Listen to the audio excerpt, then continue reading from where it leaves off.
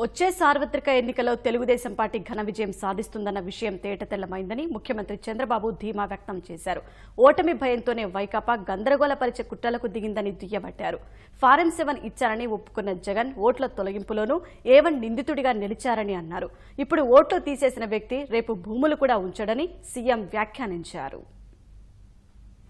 Amaravati ప్రజావేదికలో Chittoor, Amalapuram parliament నియోజకవర్గాల నేతలతో ముఖ్యమంత్రి చంద్రబాబు సమీక్ష నిర్వహించారు. పార్టీ శ్రేణులతో మాట్లాడారు. తెలుగుదేశం పార్టీని దెబ్బకొట్టే శక్తి ఎవరికీ లేదని స్పష్టం చేశారు. అయితే ఏమర్పాటు తగదని సూచించిన చంద్రబాబు వైకాపా నుంచి ఒక్క ఎమ్మెల్యే కూడా గెలవకూడదని నిర్దేశించారు.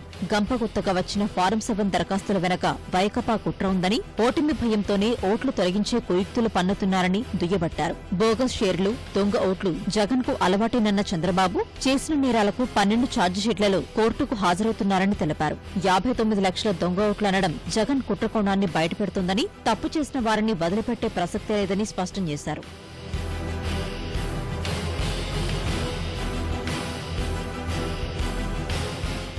ప్రజా సంక్షేమం, రాష్ట్రాభివృద్ది కోసం పనిచేసే పార్టీ తెలుగుదేశమని ముఖ్యమంత్రి అన్నారు.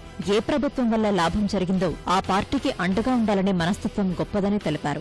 ఈ ఎన్నికల్లో తెదేపా అజెండా అభివృద్ది, సంక్షేమమైతే ప్రతిపక్షం అజెండా అరాచకం, విధ్వంసమని అన్నారు. అందుకే తెదేపాకు ప్రజాదరణ పెరిగిందని, అన్ని రంగాల్లో పార్టీ సమర్థవంతమైన నాయకత్వం అందిస్తోందని నేతలకు వెల్లడించారు. జైలుకు వెళ్లిన వాళ్లు తనను నిందిస్తున్నారని ఆగ్రహం వ్యక్తం చేశారు. సీమకు నీళ్లు తీసుకుపోతున్నారని గోదావరిలో ప్రజలను రెచ్చగొడతారు. కాపులకు రిజర్వేషన్లు అని బీసీలను రెచ్చగొడతారు. రాజధానిలో భూములు ఇవ్వొద్దని రైతుల్ని రెచ్చగొడతారు.